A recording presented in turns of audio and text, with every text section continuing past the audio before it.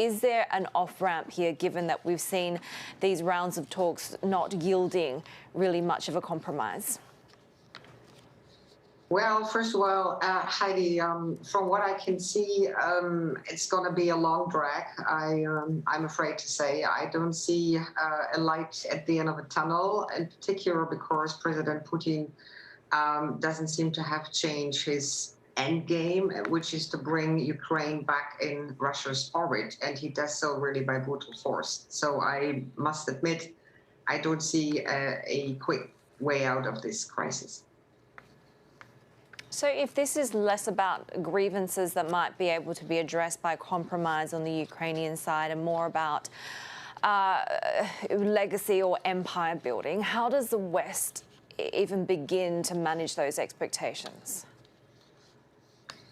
Well, so far, NATO and the European Union have really worked greatly together, and I think this is something which President Putin has completely underestimated. He must have based his assumptions on a rather weak and uncoordinated response by the West. The opposite has been true. He must have also underestimated Ukraine's military resistance, and he also underestimated the way President Zelensky has been able to mobilize the Ukrainians behind him.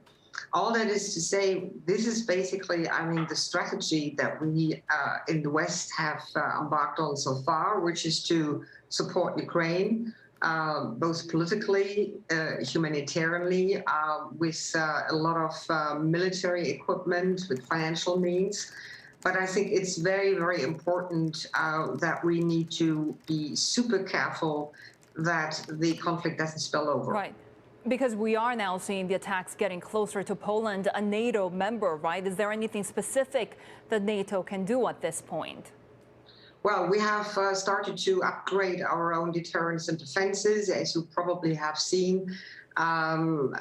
US, French, German, and other NATO allies have beefed up their forces in Lithuania and Poland and Bulgaria, basically along the eastern and southeastern front. But I'm particularly concerned when I look at the current situation in Kaliningrad. It was today, in fact, that the Russians announced another military exercise in that small enclave which borders Lithuania and Poland, which is a weak spot for NATO as well. So I hope the allies will really go as fast as possible in order to upgrade defenses there as well. And we've just seen the high-level discussions between the U.S. and China as well, with the Biden administration trying to enlist Beijing's help in exerting some influence on President Putin. What do you expect from Chinese policymakers at this point? Well, I think at the end of the day, the Chinese needs to make up their mind whether they would like to sit in a boat together with Russia, which is completely isolated and which is run by a man who is waving with, or rather threatening with nuclear escalation, which happens to be a rather unpredictable partner, I think. If Beijing is really so concerned with safeguarding its strategic objectives, its national objectives, its business objectives, including in Europe, I think they need to switch, that they need to make clear on which sides there are. And I really hope, I mean, that at least behind the scenes, they will start to work proactively together with Western partners on influencing Putin. Can Putin achieve his new world order, as you call it, without Beijing? And if Ukraine does fall, what are the implications beyond Europe?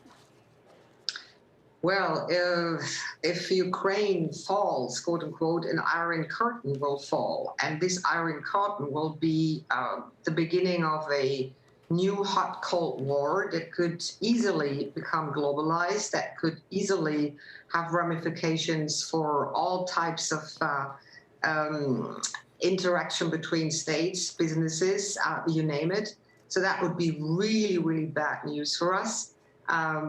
We would have really an aggressive Russia coming directly closer to NATO and EU borders. In order to prevent that, I think we'd need to make sure that Putin strategically fails. And what we have come up so far in terms of a strategy, namely to put pressure on him through sanctions and push back, hopefully will work over time.